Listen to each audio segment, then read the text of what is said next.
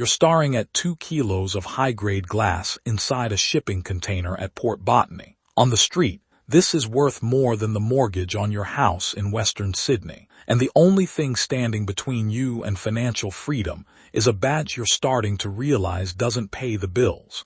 The container smells like diesel, salt water, and someone else's money. Outside, a freight truck reverses somewhere in the dark. A crane groans. The fluorescent work light above you flickers every 4 seconds. You've counted, throwing the whole space into a rhythm of light and shadow that makes the evidence bags look like they're breathing. 10 years on the National Anti-Gang Squad. You've stood in places like this more times than you can count. You know exactly what 2 kilos of high-grade methamphetamine is worth. $250,000. The junior agent doing inventory is 23 years old and got through his AFP intake on enthusiasm and a clean criminal history check. He's logged 38 kilos from a 40-kilo haul. You watched him do it, counted on his fingers, wrote the wrong number, moved on. No one else was looking. 2 kilos just became a ghost. Your partner Damo is outside talking to the wharfies. Damo, who still has the AFP mission statement saved as his phone wallpaper, who drives to every operation talking about his mortgage like it's a living thing he's keeping alive. Interest rate rises, offset accounts, the whole liturgy of Western Sydney home ownership. He's got 2 boys who play weekend footy in Campbelltown and a wife who texts him safe arrival emojis after every raid. He believes in the job the way you used to believe in it. Before Bankstone, you could fix the paperwork. You could log the correct number and go home. Or you could make $250,000 and stop eating 2-minute noodles in a Marrickville rental while your landlord raises the rent for the 3rd time in 18 months. That night you don't sleep. 3 in the morning and the suburb outside your window is that specific Sydney silence, not peaceful, just empty, like everyone else found somewhere better to be. Your back aches the way it always aches, that deep structural ache from the night a Bandidos patchover in Bankstown picked you up and put you through a hardwood door during a clubhouse raid 2 years ago. The surgery to fix it costs $12,000. AFP workers' comp has been under review since March. The private school fees are 3 months in arrears. Your ex-wife doesn't ask about the money anymore, she just CCs her lawyer. You do the maths over and over in the dark. $250,000 doesn't fix everything, but it fixes enough. It fixes the back. It fixes the school. It gives you one breath where you're not underwater. The fair go. You were raised on that idea. Work hard. Serve. Do the right thing and the system looks after you. You've spent a decade watching that idea dissolve like a tablet in a glass. The crooks drive Cayennes. You drive a 2014 Corolla with a cracked dashboard and a service light you've been ignoring since winter. You call Sully. He's a mid-level fence, patch associate for a syndicate that runs out of the inner west and has fingers in every major port in the country. You've used him as an informant for 6 years. Good intel, reliable, in exchange for you developing a sudden professional interest in looking elsewhere when his smaller operations run. You tell him you've got product, pure, uncut glass. He goes quiet. Then he asks how much you want. You say $200,000. He laughs. You settle at $160. The handoff is in a car park at Port Botany at 2 in the morning. Same salt air, same crane sounds, same cold, 90 seconds. A gym bag for an evidence bag. You drive home through Mascot and Alexandria shaking so hard you run a red and don't notice for 2 blocks. The money sits in a duffel bag in your wardrobe for 4 days. You're waiting for the knock. Professional standards, internal affairs, someone, nothing comes. The inventory discrepancy lands on the junior agent's file as a notation. He gets a talking to. You get away clean. You pay off the credit cards. You call the surgeon. You sit in your car after depositing cash at a Bankstone ATM and feel something you'd almost forgot, like you can fill your lungs all the way. That feeling lasts exactly 3 weeks. Second job, container yard behind the beach in Cronulla. Cold morning, low cloud, the smell of seaweed and fiberglass from the boat storage next door. Damo is doing the evidence count with you, clipboard in hand, when his phone goes off. His youngest, suspected broken wrist at footy training. He hands you the clipboard without a second thought. 7 years and he's never once thought about what handing you a clipboard could mean. The count is short by 4 kilos. You tell yourself no. You mean it for about 40 minutes. Then your daughter's orthodontist calls. Then the school bursar. Then your ex-wife, calm and surgical, reminding you that the fee arrears are now a legal matter. 4 kilos. $500,000 street value. 160 into your account. You call Sully. It gets easier after that. Not easier to live with, easier to do. There's a difference. You learn the architecture of plausible error. How to build a discrepancy that looks like a tired junior agent's arithmetic. How to spread your buyers so no single thread leads anywhere. Within 6 months, you've moved to a better flat in Newtown, cleared your debt, and started saying yes to your daughter for the first time in years. Your arrest numbers are still strong. You're still closing cases. You're functional. Damo notices things. Not the money, you're careful about that, but the way you volunteer for evidence duty at every single operation, when for 9 years you treated inventory like jury duty. He makes a joke one night over a beer in Sarai Hills. Says you've become the most dedicated evidence clerk in AFP history. You laugh. He laughs. But his eyes stay on your face a beat too long. Then Sully asks if you've ever tried the product. His apartment in Barangaroo is on the 32nd floor. The harbor below looks fake, too blue, too clean, too far from where the actual city operates. He tips a shard onto the glass coffee table. It's clear as quartz. Ice. Not powder. Not the muddy brown cook you see in bus photos. This is pharmaceutical-grade clarity. He applies the lighter underneath the pipe and the crystal melts to smoke. You inhale. The burn is immediate, chemical and sharp. It coats the back of your throat like solvent and you feel it travel chest, spine, skull in about 4 seconds. Then the jaw tightens. Not painfully, just firmly, like your whole body is clenching into readiness. Your vision sharpens at the edges in a way that feels almost mechanical, like a lens being adjusted. Your heart accelerates. And then underneath all of that, like a tide coming in, the certainty. Clean, total, absolute certainty that you are operating correctly, that you can see everything clearly, that the exhaustion and the shame and the debt and the failed marriage and the bad back and the 10 years of service that left you with nothing, none of it has weight anymore. You're not numb. You're the opposite of numb. You're awake in a way you haven't been in years. Sully is watching you. He's smiling because he's done this before. He knows exactly what he just bought. That was 6 months ago. Now you're using every day. Sometimes twice. There's a glass vial in your AFP locker between your spare badge and a protein bar you've been ignoring since July. A bump before morning briefings in the AFP car park in Parramatta, fluorescent lights humming overhead, the smell of bad coffee and someone's microwave lunch burning. Another before operations. You're still closing cases. Your numbers are actually better because the ice turns fear into fuel. You'll go through a door without backup. You'll chase a suspect through Redfern at midnight without calling it in. The twitchy, wired invincibility the drug gives you and the adrenaline of the job have fused into something that feels almost like purpose. But the shadow people have started showing up. At first it's peripheral, a figure at the end of a corridor, someone standing outside your building at 2 in the morning that isn't there when you look directly. Then it gets more specific, a car that takes the same turn 3 times. A face in a crowd that knows something. You check your flat for listening devices on Tuesday and Thursday nights. You run counter-surveillance routes on your drive home. You're spending over $3,000 a week on your own supply. You are a federal officer stealing drugs from evidence to fund a drug addiction that is consuming everything you've stolen. The maths is catastrophic, and you can see it perfectly clearly, and you cannot stop. Damo corners you after a morning briefing. Closes the door, looks you straight in the face.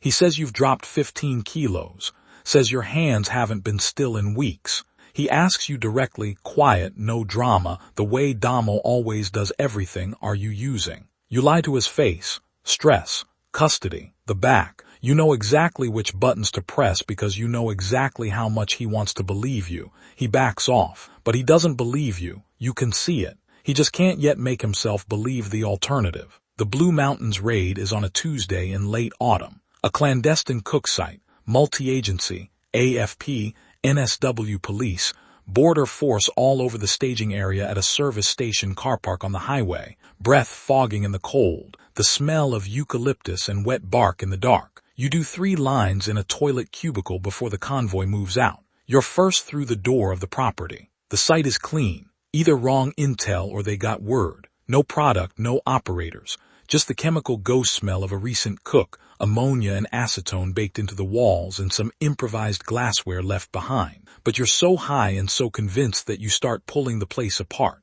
ripping at wall paneling, smashing a kitchen cabinet. You're talking out loud to no one and you don't know it. The shadow people are in the walls and you are going to find them. Damo grabs the back of your vest and pulls you outside, doesn't say a word to the team, sits you down on the front step in the gray mountain light and stands in front of you, shielding you. Even now, his face is completely still, which is worse than any expression. Your superintendent comes out, looks at your eyes, and you watch his face do the calculation. He doesn't arrest you. He tells you to go home. Damo walks you to your car, opens the door, leans in. I know, go in. You drive. You sit in the AFP car park in Parramatta watching the sun come up over the western suburbs. Your heart is running at a rate that doesn't feel survivable. Two choices.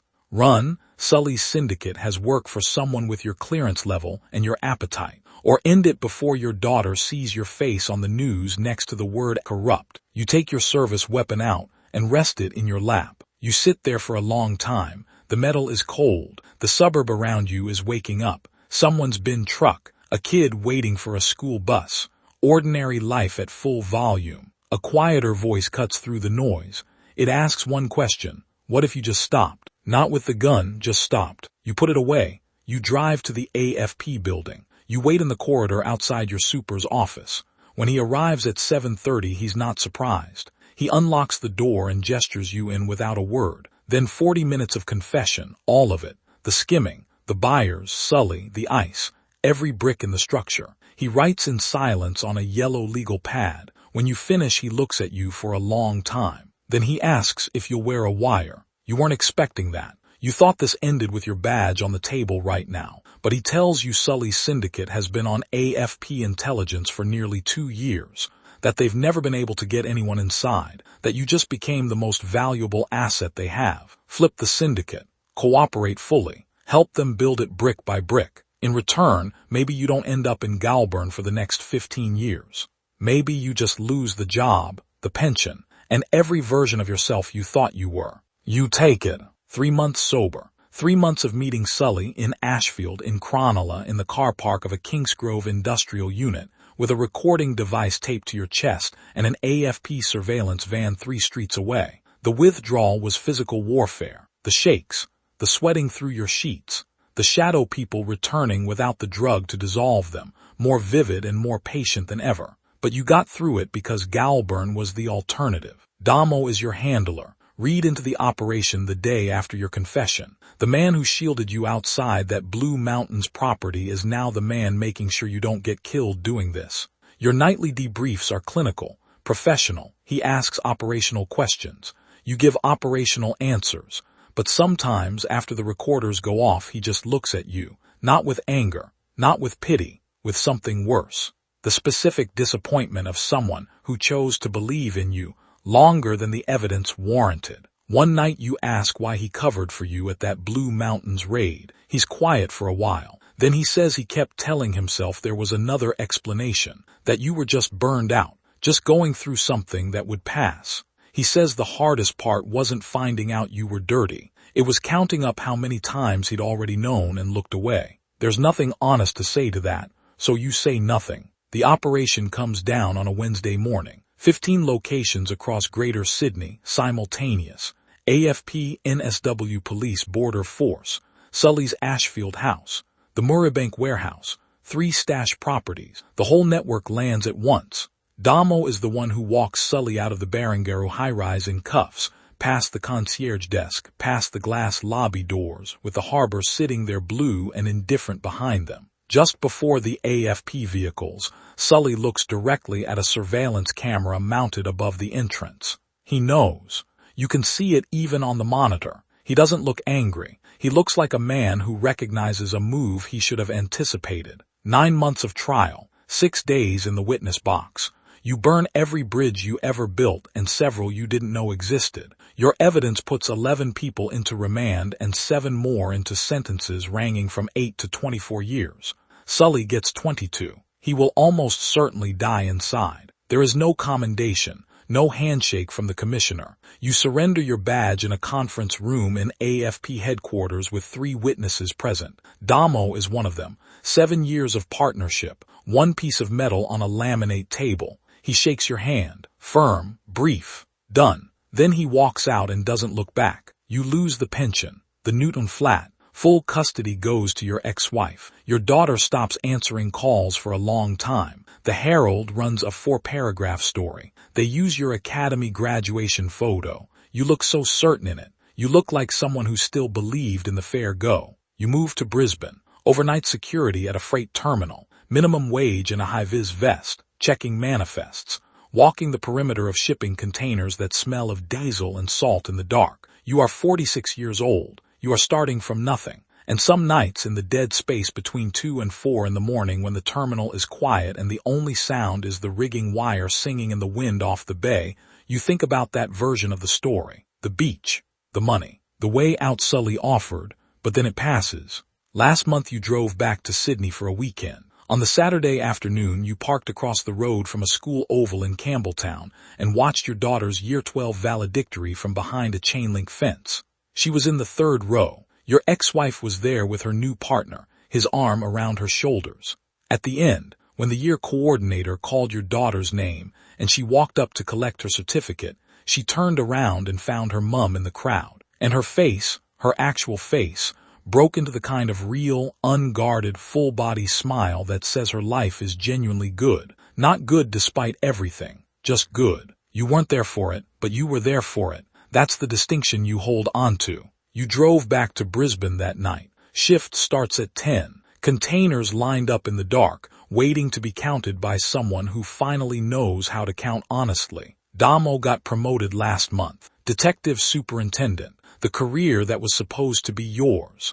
The one you had and threw away in a flickering shipping container for a number that felt, in that moment, like freedom. He earned it. He always did. You still check your back, still sweep the flat out of habit, still feel the ghost of a jaw clench on hard mornings. But you're here, sober, choosing the same unglamorous thing every day in a freight terminal car park under Brisbane fluorescents.